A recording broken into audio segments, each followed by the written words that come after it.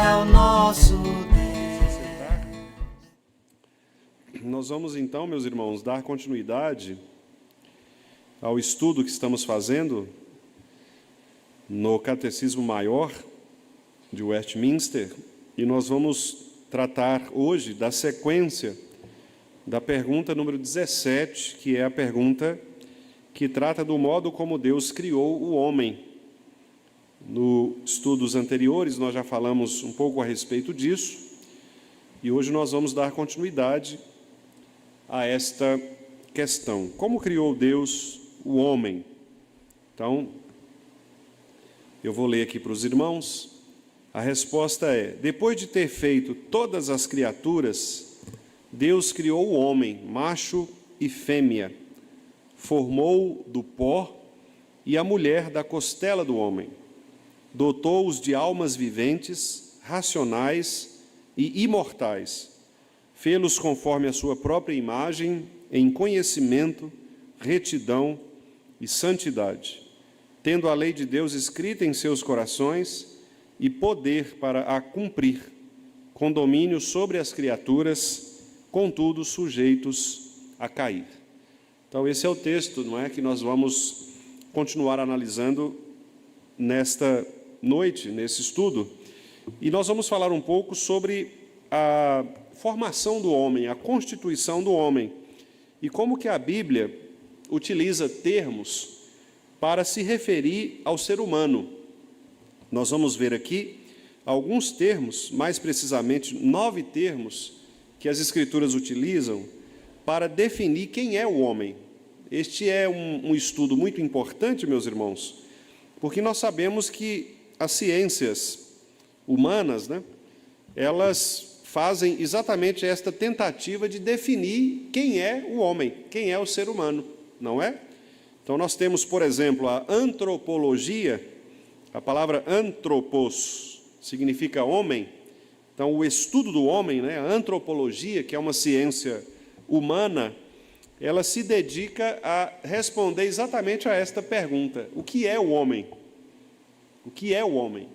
Não é? Quem é o homem e para que ele existe? Depois nós temos a sociologia, sócio, né, sociedade, que estuda a relação deste homem com os demais seres criados, com os demais seres humanos. Por isso, sócio, né? Então, a antropologia estuda o homem enquanto constituição humana. A sociologia estuda o homem na sociedade.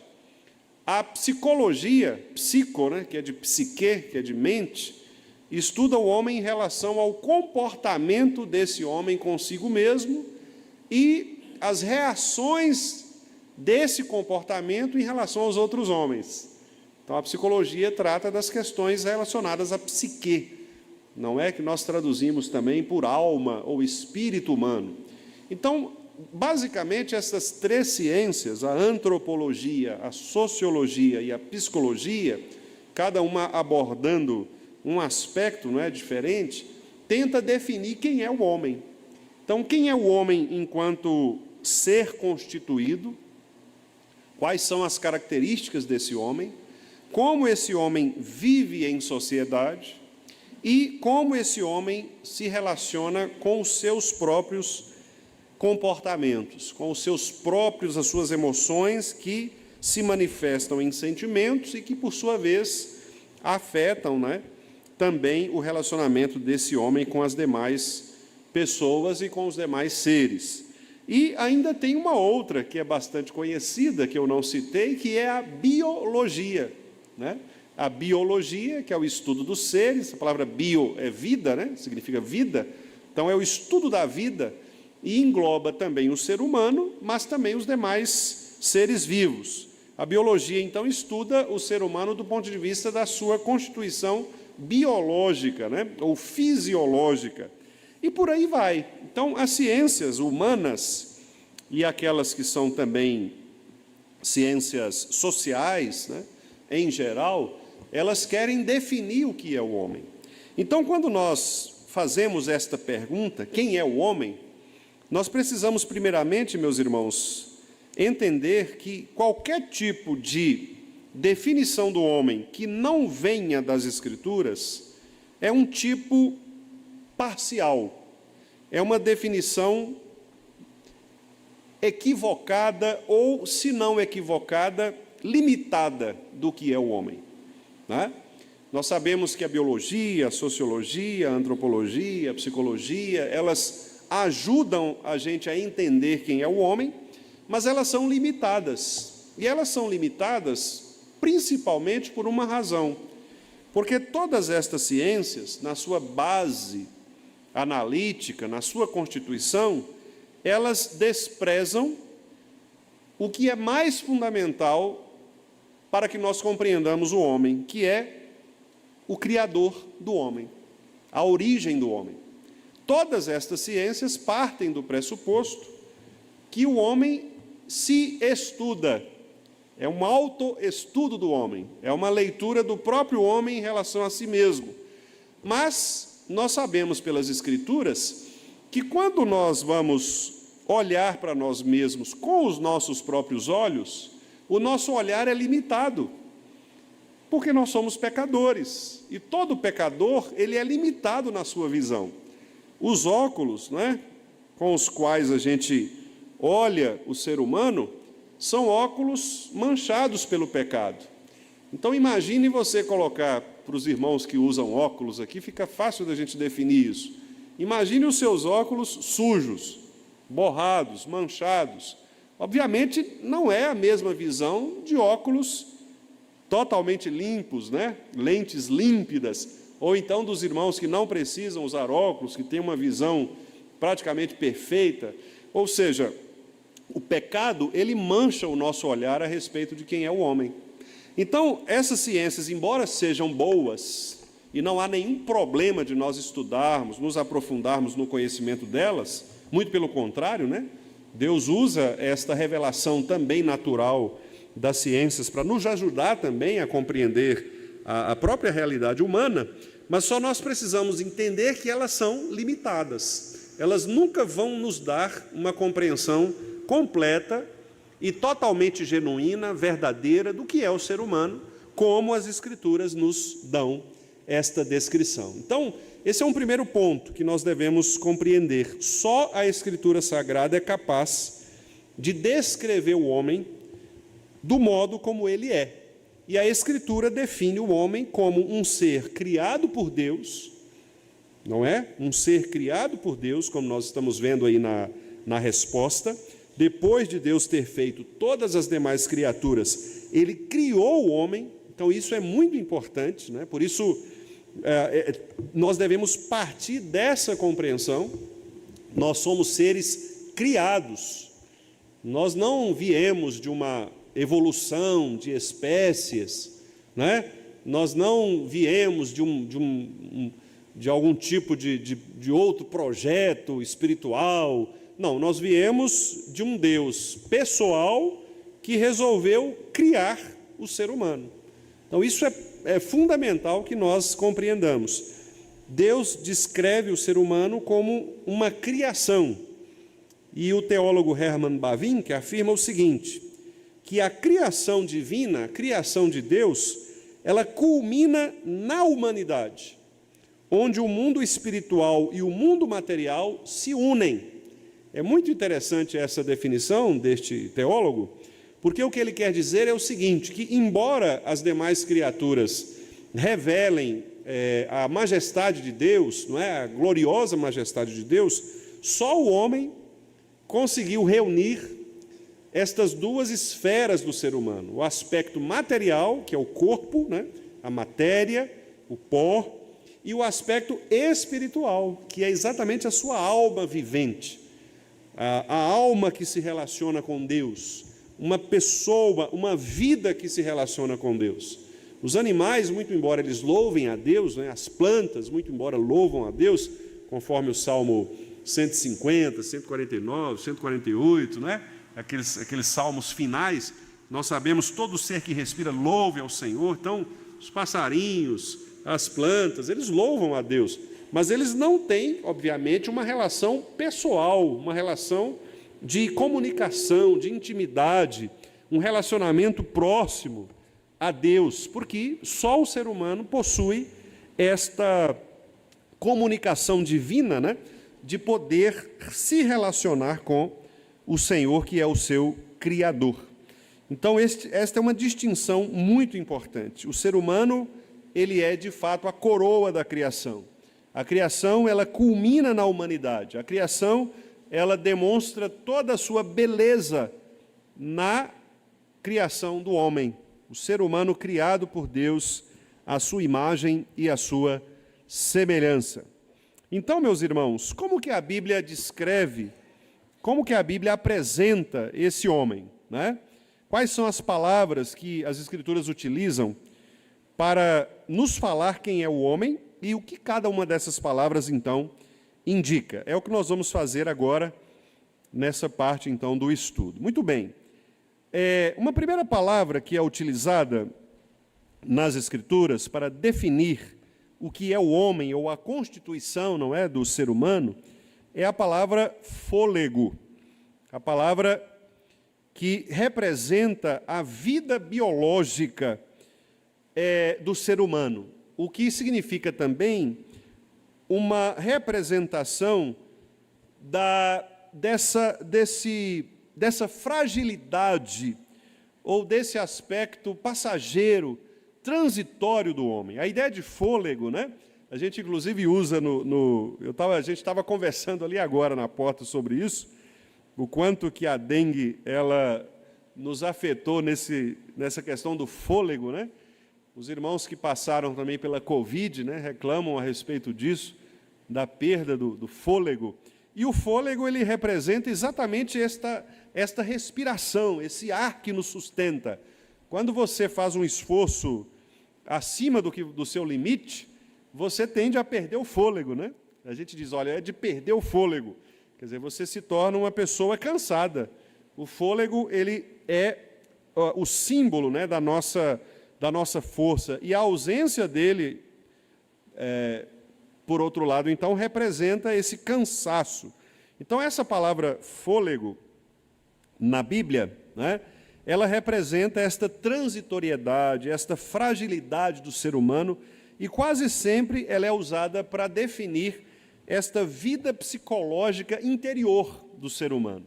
Porque, de fato, nós somos muito frágeis psicologicamente. A nossa mente, aquilo que nós chamamos, né, de espírito, as nossas sensações, as nossas emoções, nós somos muito frágeis. Os irmãos sabem que basta uma pequena coisa para nos tirar do sério, né?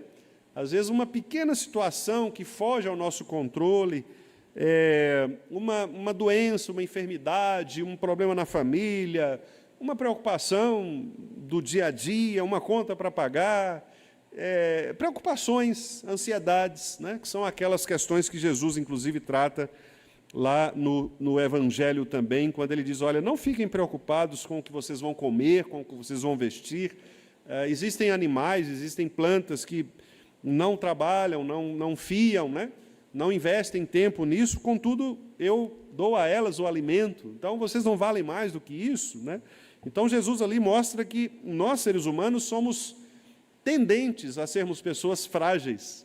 E essa fragilidade ela é muito representada, então, na ideia de fôlego, conforme a Bíblia coloca. E eu quero, então, pedir aos irmãos que abram, por favor, no versículo, em Provérbios, capítulo 20, versículo 27.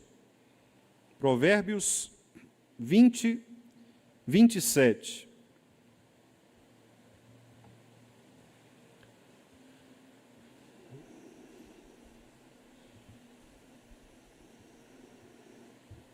Provérbios 20 e 27. Vamos ler juntos esse texto? O espírito do homem é a lâmpada do Senhor, a qual esquadrinha todo o mais íntimo do corpo. Então, essa palavra espírito do homem, lá no original hebraico, é o que nós traduziríamos, então, pela palavra fôlego, né? Esse espírito aqui é o fôlego. E observe que esse fôlego é essa lâmpada do Senhor, né? Essa luz que o próprio Deus coloca em nós, que nos dá vida.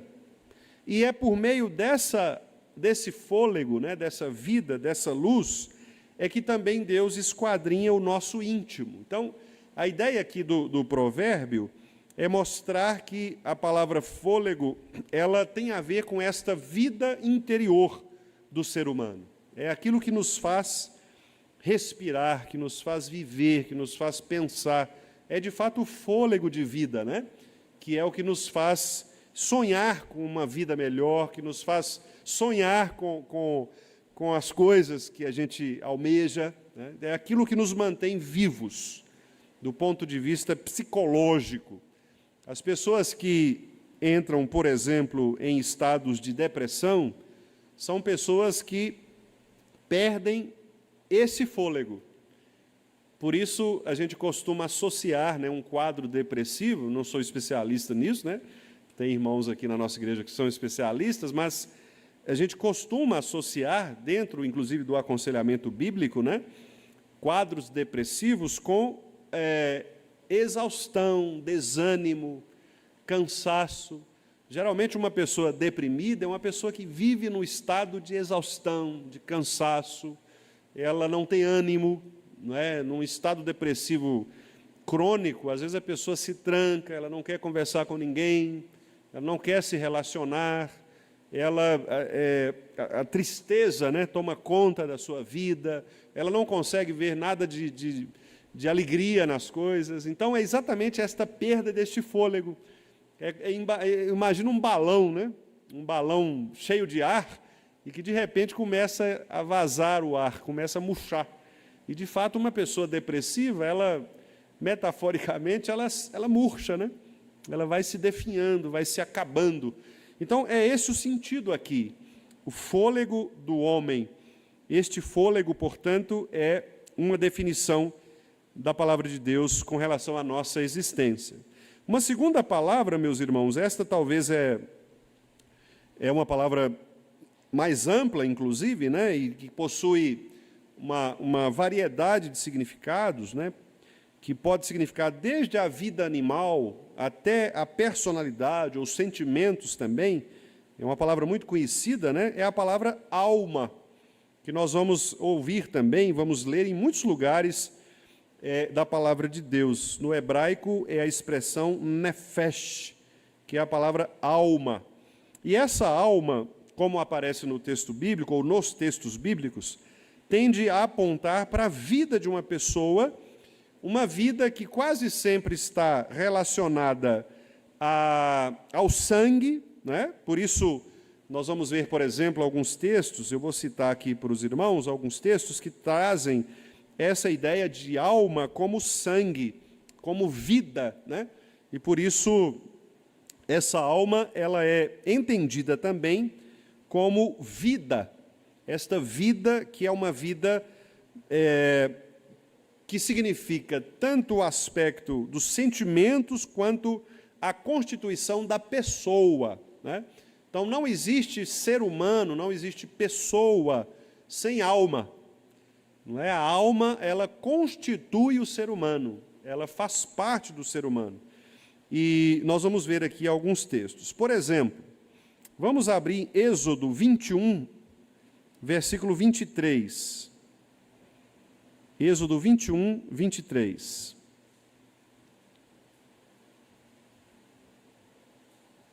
Aqui, alma pode se referir, né, está se referindo aqui exatamente à vida de uma pessoa, nesta ideia de que alma significa, então, a constituição do ser humano, né? Este é aquele texto que geralmente nós usamos para justificar, por exemplo, a aplicação da pena capital, né, àqueles que causam dano à vida de alguém, aqueles que são homicidas, né, que tiram a vida, que matam a pessoa. Então, o matar aqui tem a ver com ofender a alma, né? Não só o corpo, mas a alma. Por isso, inclusive, Jesus, né, naquele texto lá do Novo Testamento, ele diz assim, olha, vocês deveriam temer não somente os que tiram o corpo, mas aquele que tira a alma, né? Porque ali é a ideia de que só Deus tem este poder de ferir a alma. Então, o ser humano, ele fere o corpo. Mas quem define a morte é Deus, não é? Por isso há pessoas, por exemplo, que recebem 10 tiros e não morrem. Não é? Às vezes você fala, não é possível que uma pessoa sobreviveu a uma situação dessas. Outras tropeçam numa pedra, bate a cabeça e morre. Né? Então, nós não sabemos, embora a gente fique assustado às vezes com essas questões, mas é exatamente por isso. O homem ele pode ferir o corpo, mas só Deus tem o poder para tirar a alma. Por isso a alma ela é caríssima para Deus, né? E a Bíblia, portanto, condena o homicídio, porque o homicídio é esta tentativa do homem de fazer aquilo que Deus deve fazer. Ninguém tem o direito de tirar a vida do outro, né? Por isso, aqueles que tiram a vida do outro deveriam ser punidos também com a própria vida, por causa do equilíbrio, né, de valores. Vamos ler então Êxodo 21, 23. Mas, se houver dano grave, então darás vida por vida. Estão vendo? Então, esse é o ponto, né, que o texto menciona aqui. Vamos ver Levítico 24, 17. Levítico 24, 17. Também nessa mesma ideia. Aqui, inclusive, até mais direto o texto, né? Para não deixar nenhuma dúvida em relação à interpretação. Levítico 24, 17. Vamos ler? Quem matar alguém será morto. Então, aqui é a pena de morte claramente instituída pela lei de Deus quanto àqueles que matam alguém. Literalmente aqui, meus irmãos, no texto hebraico, está escrito matar a alma de um homem. Então, esta é a ideia do texto, né? Matar a alma de um homem. Aí a gente se lembra aquilo que eu disse aos irmãos, a gente conecta com o texto de Jesus. O homem, ele pode tirar o corpo, né? Deus define a alma. Então, quando o ser humano ele agride o outro a ponto de matar, o que ele está fazendo ali, na verdade, é quebrando esse preceito de que só Deus tem poder sobre a vida. Então, Deus não aceita, né? Nós sabemos, dividir a honra com ninguém. Todo ser humano que deseja ser Deus, todo ser humano que deseja fazer o que Deus faz, ele é punido pela lei de Deus. Então, esta é a razão pela qual os homicídios, né, não só quebram o mandamento não matarás, mas quebram também o mandamento de não terás outros deuses diante de mim. Porque quando o homem ele define fazer o que Deus deveria fazer, ele se coloca como Deus, ele cria um Deus para si. Né? Então, esse é o grande problema, um dos grandes problemas, né, do homicídio. Muito bem, vamos ver um terceiro texto, Provérbios novamente. Provérbios é um texto poético, né? Um texto não necessariamente poético, como as poesias dos Salmos, mas é um texto proverbial, né? Que traz muita característica da poesia, como, por exemplo, metáforas, né? Textos que são muito ricos de interpretação. Provérbios 12, versículo 10. Olha só que texto interessante este. Provérbios 12, 10. Vamos ler? O justo atenta para a vida dos seus animais, mas o coração dos perversos é cruel. Interessante, né? Veja que o justo, ele valoriza até os animais. Veja como que o texto bíblico está dizendo. Quer dizer, uma pessoa que mata outra, que tira a alma de outra, ela desvaloriza o ser humano, a pessoa humana, a ponto de considerá-la menor ou de menor valor que um animal. Não é? Então veja como isso é grave. O justo, ele cuida dos seus animais, porque ele entende que a vida é um dom de Deus. Não é? E aqui nós poderíamos aplicar para os demais seres vivos, as plantas, por exemplo. Por isso, nós devemos ser contrários a desmatamentos desregrados, desordenados, queimadas que não sejam reguladas, né? Exploração de animais que não sejam explorações vigiadas, regulamentadas. né? O crente precisa cuidar da criação, né? A criação que é dada por Deus, porque nesta criação existe vida. E no ser humano, então, mais ainda, né? Por isso que nós não deveríamos, em hipótese alguma, sob hipótese alguma, pensar na possibilidade de macular, manchar, tirar, né, a vida de alguém. Portanto, o homicídio ele é, de fato, detestável, né, para Deus por estas razões. Então, esta é a segunda palavra, meus irmãos, alma, que representa, então, aqui tudo isso que caracteriza a vida do ser humano, né? Os sentimentos do ser humano, como nós vimos lá em Mateus 6, 25, o texto que eu citei para os irmãos, que é quando Jesus diz, né, a respeito dos lírios do campo, das aves do céu. Nós não precisamos nos preocupar com o que comer ou vestir, porque isso está sob o poder do nosso Deus, né? E cuidar da vida é, portanto, um privilégio que nós temos. Por isso nós devemos amar a vida, né? Viver e fazer viver. Viver e deixar que as pessoas vivam. Isso é muito importante, né? Privilegiar a vida. Por isso, nós somos contrários, por exemplo, ao aborto, né? Por isso, nós somos contrários a tipos de tratamento ao ser humano que causam ao ser humano uma falência, né? Por exemplo, quando um Estado, um país, né, uma sociedade não favorece os seus cidadãos, dando a eles, por exemplo, condições de saúde, condições de infraestrutura básica, deixando as pessoas viverem em lugares inóspitos, lugares perigosos, né? Lugares de doenças, o poder público está pecando contra Deus, está pecando contra o ser humano, né? Independentemente de que partido seja, de que ele está pecando contra Deus, né? Se eu sou um governante e na minha cidade há pessoas que vivem nessa condição e eu não dou a atenção necessária, não empreendo políticas públicas, né, que vão favorecer essas pessoas, eu estou pecando contra Deus. Por quê? Porque eu não estou agindo para proteger a vida, muito pelo contrário, né? Se eu não reforço a segurança pública e deixo, por exemplo, que a criminalidade tome conta da minha cidade, eu estou pecando contra Deus, porque eu estou favorecendo a criminalidade, pessoas estão morrendo. Então, quer dizer, vejam como que isso é complexo, né?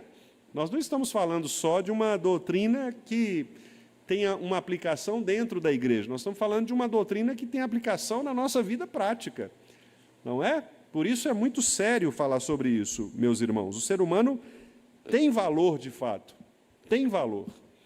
Não porque o Espírito Santo se move nele, né? Mas porque Deus o criou, porque ele é imagem e semelhança de Deus. Mesmo aqueles que não têm o Espírito Santo, são imagem e semelhança de Deus, não importa. Pode ser o ímpio, mais ímpio que você imaginar, ele é criatura, ele é imagem e semelhança de Deus. Portanto, ele é uma pessoa humana que deve ser tratada com dignidade, né? Deve ser tratada com dignidade. Por isso, no juramento médico, os médicos, né, fazem esse juramento. Quando chega uma pessoa no hospital, por exemplo, baleada, o médico não pergunta assim, você é a vítima ou você é o ofensor? Você tentou matar ou você está sendo morto, né? Ele não pergunta, ele vai atender. Ele não faz essa cariação, essa pergunta, ele trata. Porque, de fato, esse é o papel, né? Esse é o papel, é tratar, é favorecer a vida, né? Quem deveria julgar é a justiça.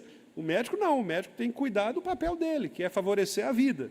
Então, são conceitos muito importantes para nós. Terceiro lugar, meus irmãos, a palavra espírito, que é a palavra ruach, no hebraico, que pode significar também vento, né? A ideia de sopro, de vento.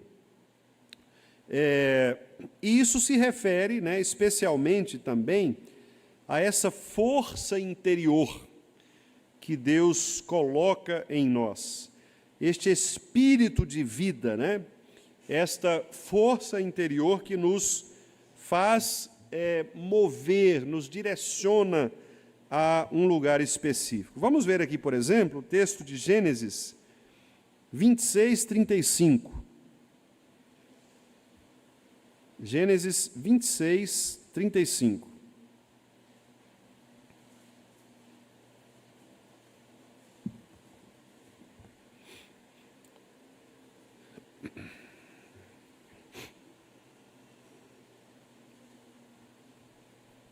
Vamos ler? Aqui está falando das esposas, né, de Esaú. E aí diz assim no 35: ambas se tornaram amargura de espírito para Isaque e para Rebeca. Então, o que é essa amargura de espírito, né? O que significa esse espírito aí? Significa exatamente este sentimento, esta força interior, aquilo que geralmente as pessoas chamam mesmo desse lado espiritual do ser humano, né? O ser humano tem um lado espiritual, tem um lado transcendente. Todo ser humano ele busca um contato espiritual, né? Por isso que nós temos, inclusive, milhares e milhares de formas de crenças, né? De religiões, de deuses, porque o ser humano ele é espiritual. O ser humano ele é espiritual, né? Como eu disse no início. Então, o fato de ele ser espiritual, de ter essa força, né, que o move às coisas que são espirituais, é que também o faz buscar o Espírito de Deus. Mas aí nós entramos num outro aspecto, né, da teologia. Aqueles que não têm esse Espírito transformado, direcionado para Deus, o que eles vão fazer? Eles vão buscar outros tipos de deuses, porque há esse desejo espiritual no coração deles.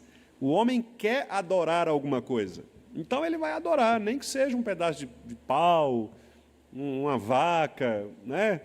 A si mesmo. Ele vai adorar alguma coisa. Ele vai adorar a religião, adorar a criação, o universo, adorar alguma força mística, né? Alguma energia, alguma coisa ele vai ter que se agarrar para adorar. Se o Espírito Santo não tomar esse espírito do homem e fazer com que esse espírito, então, seja preenchido pelo Espírito Santo de Cristo, né? Esse ser humano vai permanecer espiritual, mas em busca de uma espiritualidade falsa, né? De uma espiritualidade enganosa, de uma espiritualidade que não é a espiritualidade genuína, que é a que nos direciona para Deus, né? Há espíritos maus, por exemplo. Nós sabemos que há um espírito mau no homem. Muitos homens fazem o mal porque esta inclinação espiritual deles leva para o que é mal, para o que é distante de Deus, né? Vamos ver 1 Samuel, primeiro livro de Samuel, capítulo 16, versículo 16.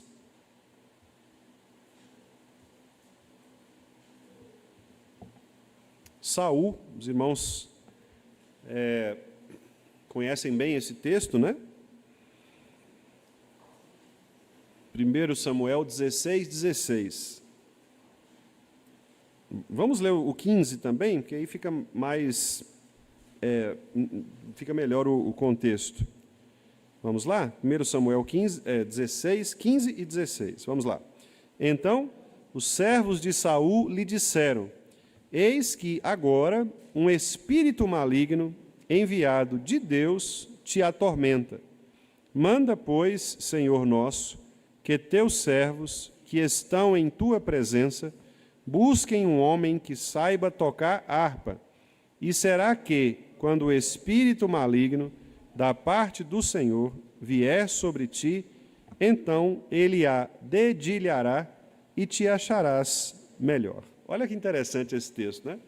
Que é um espírito do mal vindo da parte de Deus, né? O que significa isso? Significa que Deus causa o mal às pessoas no sentido de mandar o diabo para atazaná-las, né? O texto menciona que, obviamente, Deus controla, inclusive, Satanás. Nós sabemos disso, né? O texto de Jó, por exemplo, deixa isso muito claro. Satanás não age sem que Deus não diga pode agir, né? Tudo vem de Deus, inclusive o próprio mal, né? Sobre nós, sobre as pessoas. E nesse caso aqui, claramente a gente percebe que esse espírito maligno, era o espírito do próprio Saul, né? O espírito que... Porque o texto anterior, os irmãos podem olhar aí, no 14, diz que o Espírito do Senhor, o Espírito Santo, está em letra maiúscula, né? Ele havia se retirado de Saul. No Antigo Testamento, meus irmãos, antes do Pentecostes, né? O Espírito Santo ele tinha esse movimento mesmo, de entrar e sair, diferentemente do Novo Testamento. No Novo Testamento, depois do Pentecostes, o Espírito Santo permanece. Por isso que Jesus disse, olha, eu enviarei o Consolador que estará sempre convosco. Esse Consolador não nos abandona. Mas no Antigo Testamento fazia parte desta maneira da ação do Espírito Santo, de às vezes tomar a pessoa, mas às vezes retirar, né? Se retirar. E quando isso acontecia, naturalmente Deus atormentava esta pessoa exatamente para que ela percebesse essa ausência do Espírito de Cristo, do Espírito Santo, né? Na vida dela, e então ela fazia muitos males e era entregue à sua própria malignidade, né, à sua própria maldade. Aqui, nesse caso, portanto, o texto está dizendo desse espírito que se refere a esse sentimento de Saul, né? Saul foi atormentado por esse espírito. A gente olha para as pessoas hoje, né, e a gente vê muitos ímpios por aí, pessoas que fazem coisas assim que nós pensamos, como é possível um ser humano fazer algo desse tipo, né? Maldades absurdas com outras pessoas, né? Coisas assim que você diz, não é possível alguém fazer isso. Alguns chegam a dizer, isso é coisa do diabo, né? Isso, a pessoa não tinha Deus. A gente tenta até jogar a culpa, né? Às vezes no próprio Deus, às vezes no diabo, mas a gente se esquece de que essa culpa é do próprio ser humano. O espírito humano, ele é mau sem Deus. O espírito humano sem Deus, ele é ímpio. Então, não se assustem em relação às maldades praticadas pelos seres humanos. Os seres humanos são capazes de praticar maldades absurdas mesmo, porque o ser humano é mau, no sentido espiritual do termo, são pessoas caídas, são pessoas ímpias. Então, essas notícias que a gente vê por aí, né, de tragédias envolvendo mortes de pessoas, de crianças, de idosos, violências, etc., não se assustem, isso faz parte do ser humano, né? Não é o diabo que tentou, que soprou no ouvido, e ela fez consciente. Isso faz parte da maldade do coração, né? É esse espírito aqui que há no homem, que às vezes se inclina para esta maldade contrária mesmo a Deus. Se Deus não controlar esta maldade do espírito humano, esse homem vai realmente praticar atos de crueldade. Como nós vemos na história, muitos homens, né, e mulheres que praticam atos de maldades. Eu estava ouvindo hoje, acho que foi ontem ou hoje, no rádio, né, um cidadão numa cidade do interior, eu me esqueci a cidade aqui do interior. O indivíduo sai na rua para bater nas pessoas, assim, gratuitamente. Ele sai e bate em quem ele achar na rua, ele bate e espancou uma senhora, espancou. A cena assim ficou até cômica, né? Se não fosse a tragédia, porque um pastor de uma igreja pentecostal presenciou um desses surtos, né, desse homem, e o pastor começou a orar e gritando, sai Satanás e tal, e o homem foi e bateu no pastor.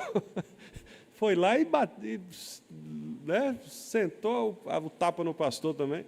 Quer dizer, aí você fica pensando, como é que a pessoa faz uma coisa, é loucura, mas dizem a turma lá que ele não é doido, não, é uma pessoa que violenta, sai para fazer isso, sai para bater, né? Eu vi ontem também uma cena assim absurda. Um rapaz estava andando de bicicleta naquelas ciclovias, né? Estava andando de bicicleta, todo normal, vinha bicicleta. Um outro vinha na mão contrária dele, vinha andando. Ele estava de bicicleta, o outro vinha andando. O que vinha andando simplesmente deu uma cotovelada no rapaz que estava de bicicleta. O rapaz caiu e quase foi atropelado. Chegou a bater no carro, mas graças a Deus, ele não foi atropelado. Seria morto. Por nada. Não havia motivo, ele não conhecia o rapaz, mas simplesmente resolveu. Então, o que explica isso? A maldade do ser humano. O coração, é o espírito mau do ser humano que, de vez em quando, quer aparecer. A maldade do coração quer aparecer. Nós só não fazemos isso, não é porque nós somos bonzinhos, é porque Deus nos controla. Deus nos controla, Deus nos restringe. Porque às vezes você pensa assim, ah, não, eu não faria isso. A gente faz. Não duvide, porque às vezes você pode se ver numa situação desse tipo, ou alguém que você conheça, né? Nós somos surpreendidos algumas vezes com a maldade do nosso coração. Graças ao Pai, nós somos transformados, somos regenerados. E isso, obviamente, o fato de termos o Espírito Santo, né, nos faz novas criaturas. Então, é o Espírito Santo que nos controla, louvado seja Deus por isso. E é o Espírito de Deus que também restringe essas pessoas, né, de fazer com que esse Espírito possa manifestar-se cruelmente, né, com crueldade, como o texto aqui que nós lemos de Provérbios. Meus irmãos, por último, hoje, eu vou falar do quarto termo, que é um termo riquíssimo também, que é o termo coração, que é o termo lev em hebraico. Lev, um termo fácil da gente pronunciar, né? Escreve, a transliteração é lebi, mas a gente lê lev, né? Como se fosse leve mesmo, sem o e. Lev, ou levav também, né? Que pode ser a mudança. Coração, aqui na Bíblia, é um termo mais complexo. Coração, na Bíblia, significa tudo o que envolve a pessoa interior, seus pensamentos, suas emoções, nossa vontade, nossas decisões, nossa condição moral diante de Deus. Então, coração na Bíblia representa, assim, o lugar onde tudo acontece. É onde a gente pensa, é onde a gente sente, é onde a gente expressa, né? E os irmãos vão se lembrar rapidinho do texto em que Jesus disse que é do coração que procedem os maus desígnios, não é? Então, quando Jesus fala isso, do coração, o que Jesus está falando é que deste lugar, que é o lugar mais íntimo do ser humano, que é onde estão ali o nosso pensamento, as nossas emoções, nossos afetos, nossos valores morais, nossa compreensão a respeito de Deus, a respeito de nós mesmos, das pessoas, dali é que procedem estas coisas, né? Procedem as coisas ruins, mas procedem também as coisas boas. Provérbios 4 diz que do coração procedem as fontes de vida. Não só coisas ruins, porque um coração transformado, ele produz também coisas boas. Um coração regenerado, ele produz coisas boas. O coração ímpio produz o que é mal, mas um coração regenerado produz frutos bons. Lembram-se do que Jesus disse da árvore, né? Pelos frutos eu vou conhecer a árvore. Nós poderíamos dizer que pelo nosso comportamento, pela nossa maneira de agir, de ser, nós conhecemos o coração, né? O coração de uma pessoa, ele se revela por aquilo que ela é, por aquilo que ela faz. O que nós fazemos, irmãos, revela o nosso coração. As nossas escolhas revelam o nosso coração. Por isso que a gente precisa tratar, não do comportamento externo, mas a gente precisa tratar do coração. Porque o comportamento externo você pode mudar. O coração só Deus pode mudar. E às vezes nós focamos no comportamento externo da pessoa. Nós queremos que a pessoa seja como a gente quer que ela seja. Moldar a pessoa, formatar a pessoa. Mas o grande problema é que nós até podemos fazer isso. Só que a pessoa ela vai pintar, né? Ela vai fazer uma pintura externa. Uma pintura externa. Não vai mudar o que é principal, que é o seu coração. Correto? Ela vai fazer, vamos pensar, por exemplo, vou dar um exemplo aqui, vamos pensar num casamento, né? No casamento, o que vai acontecer? No casamento, o marido, às vezes, quer que a esposa mude um comportamento. Ou o contrário, A esposa quer que o marido mude, né? O seu comportamento. Mas e aí? O que vai acontecer? Às vezes o marido vai mudar só porque a esposa pediu, mas o coração dele continua pecaminoso. Ele fala assim, ó, eu vou fazer, mas eu vou fazer só porque você falou. Bom, isso não adianta. Não é? Por isso que Deus ele não quer de nós uma obediência insincera. Deus não quer que a gente diga assim, não, eu vou só porque o Senhor mandou. Deus não quer isso. Ele quer que nós façamos assim, eu vou porque o Senhor mandou e porque eu quero fazer isso espontaneamente, que é a sinceridade, né? É o culto sincero, é a vida sincera diante de Deus. Então o coração ele é responsável por isso. O coração é responsável para que a gente possa avaliar nossas intenções. E o coração, meus irmãos, diz Jeremias, né? Ele é tão enganoso, tão corrupto, que ele engana até a gente mesmo. Você acha que tem a motivação certa e não tem. Você acha que está fazendo a coisa certa e não está. O seu coração está dizendo para você que você está fazendo a coisa certa, mas diante de Deus você não está fazendo a coisa certa. Por isso que a gente precisa fazer a oração que Davi fez. Sonda-me, ó Deus, vê se há em mim, vê o meu coração. Só Deus é capaz de esquadrinhar o coração. E só Deus pode nos revelar o que está no fundo do nosso coração e corrigir o nosso coração. Se eu tentar fazer isso, eu não vou conseguir fazer, porque o meu coração é enganoso. Vamos ver aqui o texto, os dois textos que eu citei, Provérbios, capítulo 4, verso 23. Provérbios 4, 23. Eu gosto muito desse versículo. Na verdade, desta seção, né, que vai até o versículo 27 aí. Vamos ler? Provérbios 4, 23. Sobretudo o que se deve guardar, guarda o coração, porque dele procedem as fontes da vida. Estão vendo? Então, guarda o coração. É o coração que você precisa tratar. A pergunta é, por que eu estou fazendo isto? Por que eu estou desejando isto?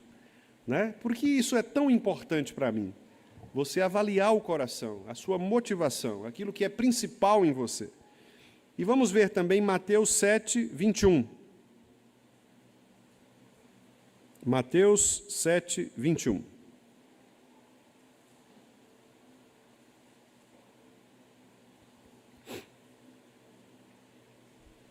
Desculpe, irmãos, não é Mateus, é Marcos. Marcos 7, 21.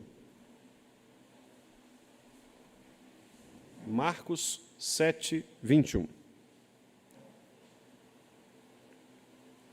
Vamos lá?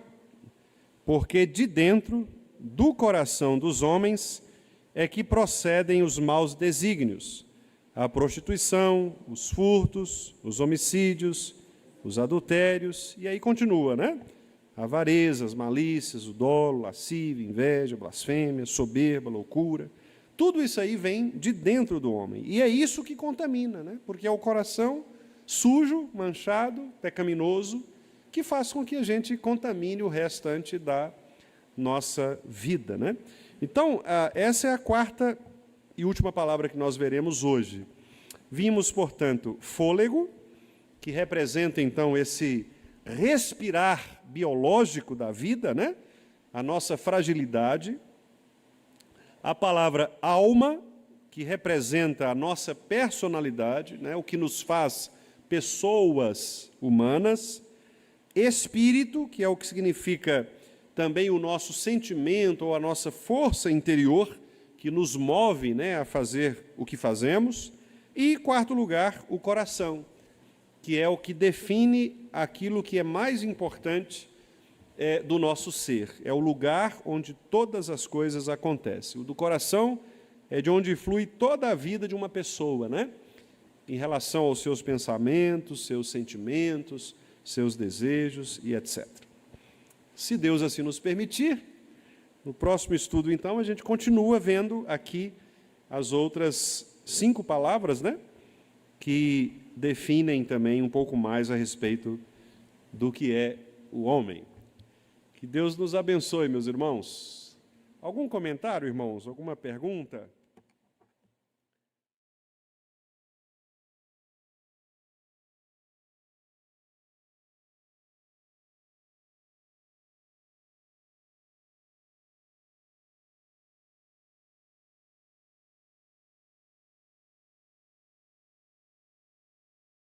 Vontade, o conselho de sua vontade. Deus faz isto para manifestar a sua glória por meio da criação. O homem, portanto, é a cereja do bolo, né? É o mais importante da criação. É aquilo que Deus diz, muito bom, porque é imagem e semelhança dele. Vimos que Deus criou o homem com um objetivo específico, que é manifestar a glória do Senhor, colocou este homem num lugar específico, que é o Éden, um lugar de prazer, deu a esse homem o governo sobre todas as coisas, para que esse homem pudesse, então, submeter todas as coisas ao governo do Senhor. E vimos que Deus falou isto ao homem, e a fala de Deus é exatamente esta maneira de Deus dirigir a criação, que é o homem. Portanto, aqueles que não ouvem a fala de Deus, eles deixam de cumprir a vontade de Deus, deixam de cumprir o decreto de Deus. Por isso, infelizmente, os homens erram tanto, porque eles querem ver o mundo, mas sem compreender o que Deus falou, o que o Criador falou. Eles querem agir autonomamente, abandonando o Criador. Quando eles fazem isso, abandonam o Criador, infelizmente, eles vão por outros caminhos, porque eles negam a sua própria lei, deixam de saber quem é que os governa, né? E quando não há Senhor, quando não há um governante, obviamente as pessoas fazem o que querem, como foi no tempo dos juízes, por exemplo, que diz o texto, cada um fazia o que bem achava, né? Assim é o homem sem Deus, é um homem desgovernado, é um homem sem qualquer tipo de direção, sem qualquer tipo de senhorio. Então, esta é a primeira parte, né? É a nossa introdução aqui, como eu disse aos irmãos. Depois nós vamos aprofundar um pouco mais na ideia de imagem e semelhança e vamos falar também um pouco mais sobre os aspectos, né, do próprio ser humano, como está ali na nossa resposta, né? A criação macho e fêmea, a criação racional, o homem como sendo um homem imortal, né? Obviamente antes da queda, apesar de que com a queda também nós continuamos imortais, né? No sentido de que há uma vida, né? Depois dessa vida material. Um homem que é dotado de conhecimento, de retidão, santidade, tem a lei escrita no coração, e um homem que tem também, né, o poder ali de dominar as criaturas conforme dada esse poder conforme dado por Deus. Então, nós vamos trabalhar cada aspecto desse aí, como eu disse, talvez investindo 3 ou 4 quintas-feiras ainda pela frente, para entendermos um pouco mais de quem é o homem, né, a partir dessa perspectiva da palavra do Senhor. Alguma pergunta, meus irmãos? Comentário?